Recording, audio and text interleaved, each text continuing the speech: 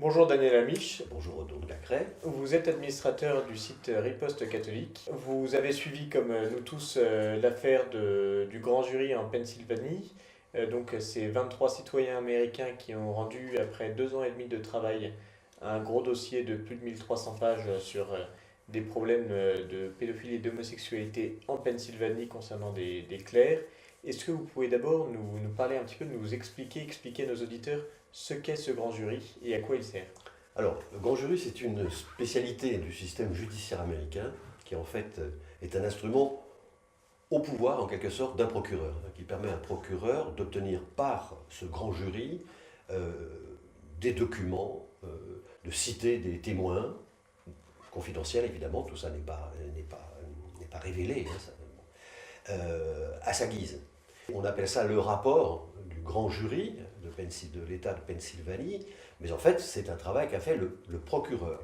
Lui, ce qu'il fait, c'est qu'il utilise le grand jury pour récupérer des documents par la voie judiciaire, hein, même si le procureur aux États-Unis fait partie de l'exécutif et pas du pouvoir judiciaire, et donc de pouvoir demander au grand jury d'exiger la comparution de témoins.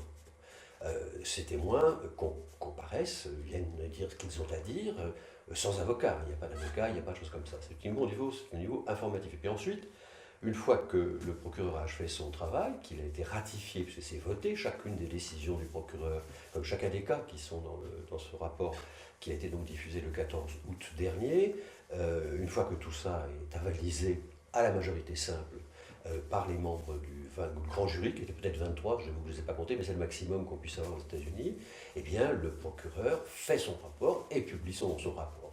Et ça veut dire qu'en fait, il y a derrière ce rapport une véritable opération d'inculpation qui va sans doute venir, enfin il va y avoir un procès qui va se tenir. Donc sur 70 ans, le grand jury a relevé plus de 300 cas de prêtres qui auraient eu des abus envers des mineurs principalement. Qu'est-ce qu'on doit en tirer comme conclusion? Est-ce qu'on doit s'inquiéter de ce chiffre important de 300 prêtres? Vous savez qu'il y a trois sortes de mensonges, le petit mensonge, le grand mensonge et la statistique. Ça vaut aussi pour cette affaire du grand jury. Je crois qu'il ne faut pas surévaluer le travail qui a été fait. Je crois que le travail est nécessaire, que nous, catholiques, nous avons un devoir sacré de chercher la vérité. Hein. Nous avons un modèle divin à cet égard. Mais il y a vérité, il y a des vérités, il y a des semi-vérités et il y a des gros mensonges hein, dans ce rapport signé en fait par Josh Shapiro, qui est le procureur de l'État de Pennsylvanie. Donc c'est effectivement ce que vous dites, et je vois que vous avez lu la bonne presse, et surtout la moins bonne presse, puisque ce sont les chiffres, n'est-ce pas, qui ont été donnés. Hein. Pennsylvanie, le grand jury signale 300 prêtres abuseurs de 1000 enfants. Voilà. Alors d'abord, il faut savoir que cette étude porte sur plus de 70 ans. 70 ans. Ça a commencé, les premiers documents qu'ils ont, ça date de la Deuxième Guerre mondiale quand même. Et puis ils sont arrêtés en 2002. Bon, voilà, il fallait bien s'arrêter à un moment, c'était quand même beaucoup. Le travail ne porte pas sur l'ensemble des diocèses de Pennsylvanie, mais sur 6 diocèses. Il y a 8 diocèses en Pennsylvanie. 6 diocèses seulement. 300 prêtres, c'est faux. D'abord, les cas qui sont signalés ne sont pas que de prêtres, mais aussi de diacres, de séminaristes, de religieux, etc., religieux non prêtres. Tous les cas sont prescrits. La plupart des prêtres qui ont eu des allégations sont morts. 3 quarts sont morts, les autres sont à la retraite. Je pense que ce rapport dit du grand jury est un peu boursouflé. Ils ont un peu forcé, en soufflant très fort sur la baudruche, ils ont réussi à la faire quand même, à la rendre tout à fait énorme.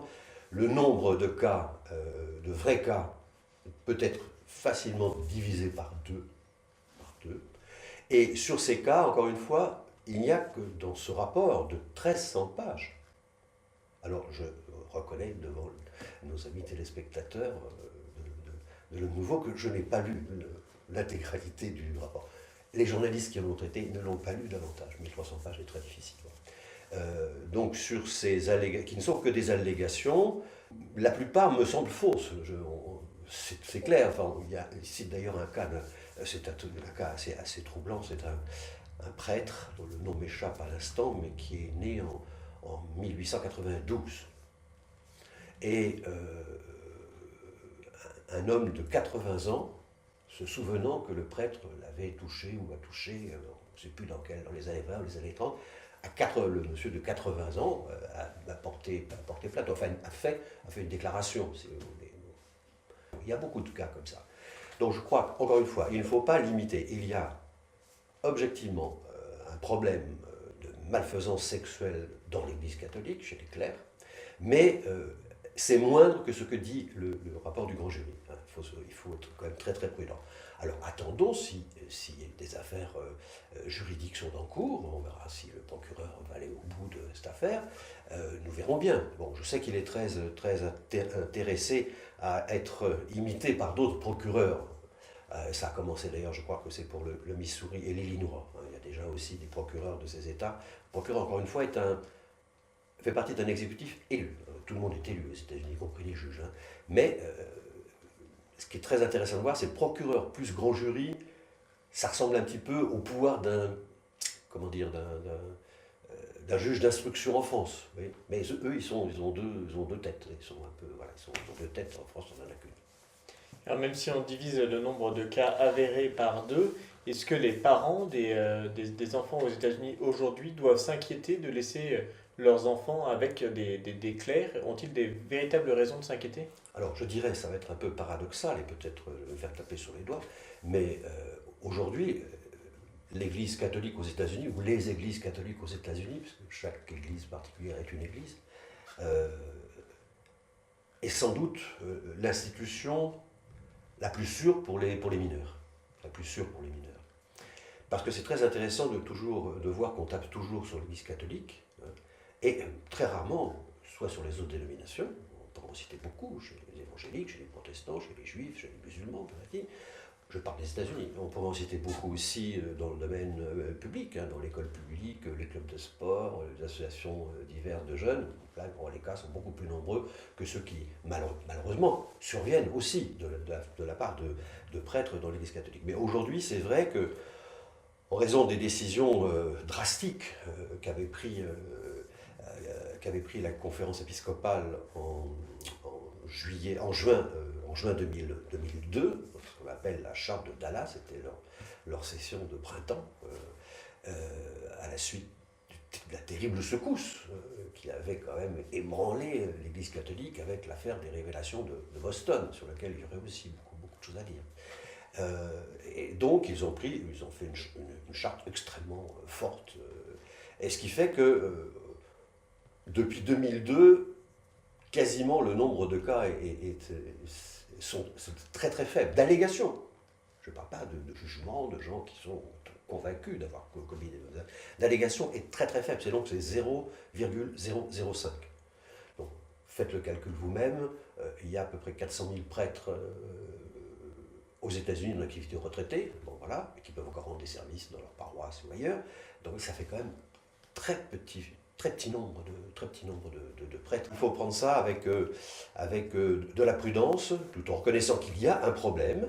Je crois que, bon an, mal an, les décisions que les évêques américains ont prises en 2002, ça marche, ça fonctionne.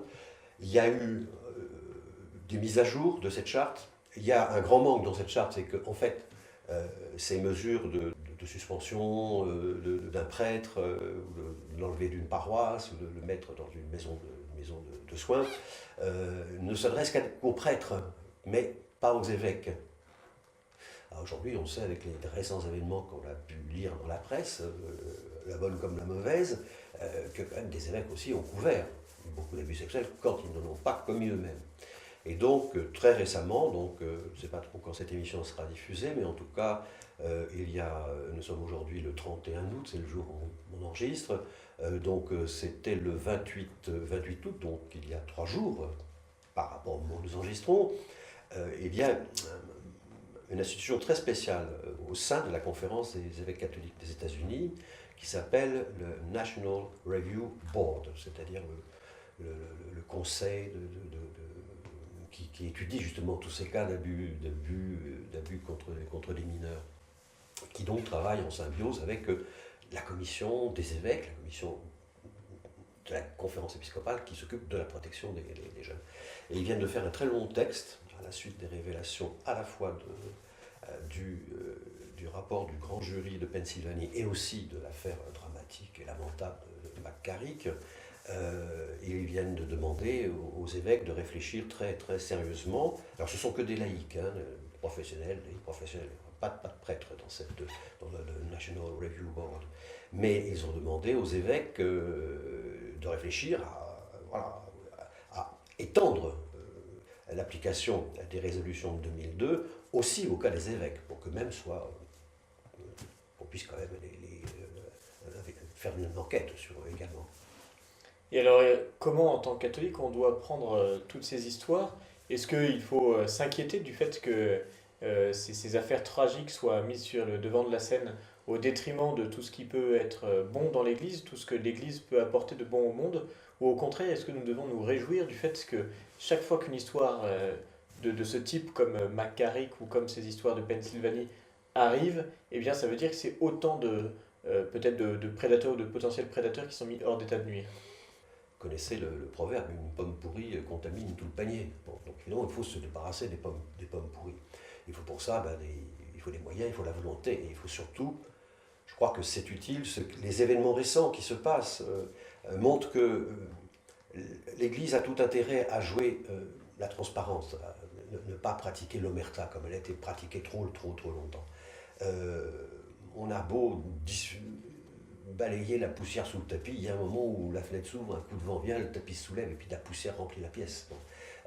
Je crois qu'il faut aller avec franchise, on n'a pas à avoir peur de la vérité, il ne faut pas imputer à des gens bien sûr des crimes qu'ils n'ont pas commis, c'est quand même épouvantable pour leur carrière, pour leur honneur et pour leur vie, c'est une chose qu'on ne peut pas faire, il faut donc beaucoup de délicatesse, mais il ne faut pas hésiter. Aujourd'hui, s'il y a une allégation contre un prêtre à quelconque lieu des États-Unis, il est immédiatement, enfin l'évêque le dénonce immédiatement à l'autorité publique et une enquête canonique est faite qui aboutira soit au fait que non, il n'y a pas, c'est pas crédible, soit à la suspension ou même à l'exclusion du statut clérical. Hein, c'est des choses qui peuvent arriver. Alors, c'est une affaire très... Moi, je crois qu'il faut toujours jouer la vérité.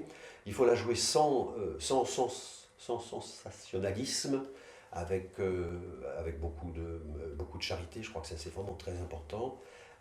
Tout le monde pêche. Hein. L'Église est sainte, elle est pure, elle est immaculée. L'Église, oui, l'Église de Seigneur Jésus-Christ.